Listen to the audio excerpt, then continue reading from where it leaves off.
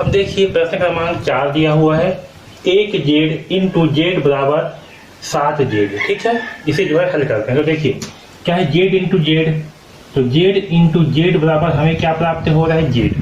तो z into Z क्या होगा, तो z इंटू जेड होगा z का वर्ग बराबर z, यानी कि z जो है ऐसी संख्या है जिसका वर्ग करने पर हमें वही संख्या प्राप्त होता है। ठीक है, आता है समझ में। z क्या है, ऐसी संख्या है जिसका वर्ग करने पर हमें वही संख्या प्राप्त होता है। तो देखिए ऐसा कौन कौन सी संख्या है जिसका वर्ग करने पर वही संख्या प्राप्त होगा। तो देखिए अगर z का मान रखेंगे 0, तो 0 का वर्ग क्या होगा, 0 होगा। ठीक है, यानी कि z का मान क्या हो सकता है, 0।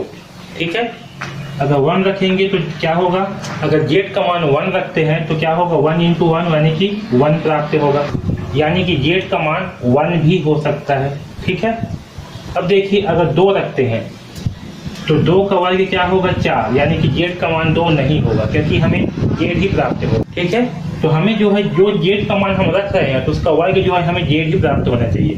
3 रखते हैं तो 3 का वर्ग क्या होगा, 9, तो ये भी नहीं होगा। 4 रखने पर 4 का वर्ग होगा 16, तो आखिर में 6 आ रहा है, 4 आना चाहिए, तो ये भी नहीं है। अगर z का मान 5 रखते हैं तो 5 का वर्ग क्या होगा, 25, तो देखिए 5 रखने पर क्या प्राप्त हुआ हमें इकाई में 5, यानी कि z का मान 5 भी हो सकता है। क्या रखते हैं, 5। अगर 6 रखते हैं तो क्या होगा, 6 6 का 36, 6 का वर्ग क्या होगा, 36, यानी कि z का मान 36 6 भी हो सकता है। ठीक है, क्योंकि हमें 6 रखने पर इकाई में 6 प्राप्त हो रहा है, तो z का मान 6 भी हो सकता है।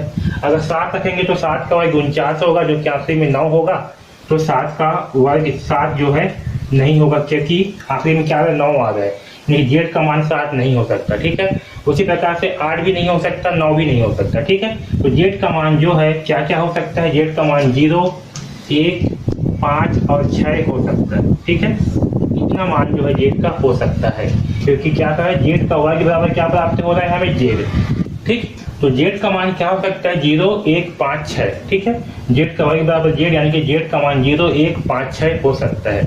अब देखिए क्या है, यहाँ क्या है, 1z इंटू जेड बराबर 7z। ठीक है, तो इसको जो है हम विस्तारित रूप में लिखेंगे। क्या करेंगे, विस्तारित रूप में लिखेंगे।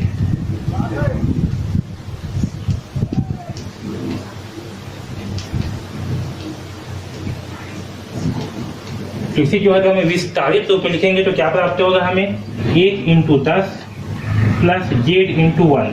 ठीक है, और यहाँ इंटू होगा जेड से बराबर 7z।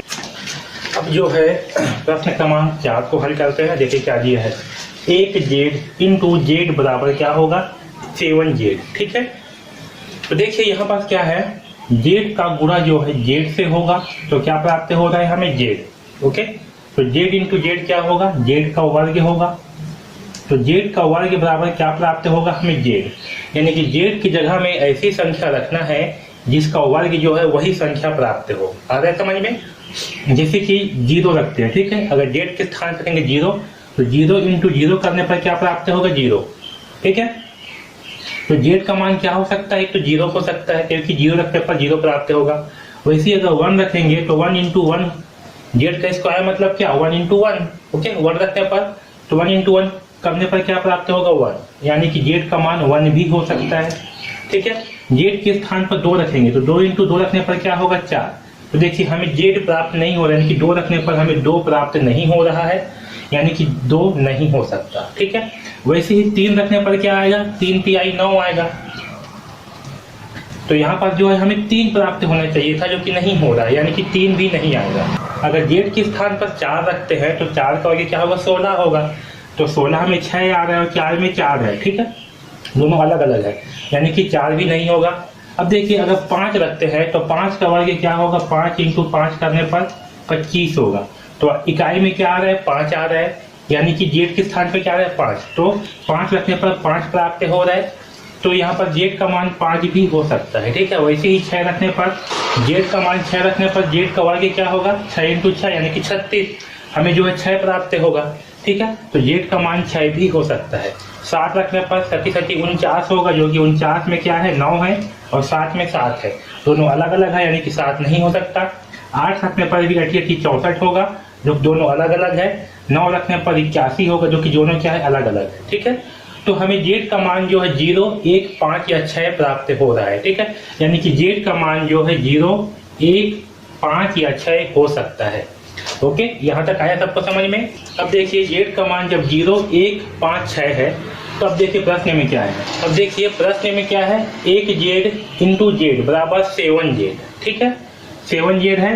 अब हम क्या करते हैं, z बराबर 5 रखते हैं क्योंकि z का मान 5 हो सकता है। ठीक है, इसलिए z का मान 5 रखने पर क्या होगा, तो देखिए जब z का मान 5 रखेंगे तो क्या है यहाँ पास एक z हम क्या हो जाएगा 5 इंटू यहाँ हो जाएगा 5। ठीक है, बराबर 7 है तो होगा 7, फिर क्या है 5। ठीक है, तो 15 इंटू 5 करने पर क्या प्राप्त होगा हमें 75 बराबर 75। ठीक है, तो 15 इंटू 5 करने पर क्या प्राप्त होगा हमें 75 और इस साइड भी आएगा 75। यानी कि जेड का मान 15 के लिए क्या है, 15 के लिए जो है इस समीकरण को पूर्ण करता है। अतः जेड इक्वल टू 5 क्या होगा, सत्य है। ठीक है, तो जेड का मान क्या होगा 5 होगा, तो जेड का मान क्या होगा 5। ठीक है, इस प्रकार से जो है हम प्रश्न क्रमांक 4 को हल करेंगे। ओके।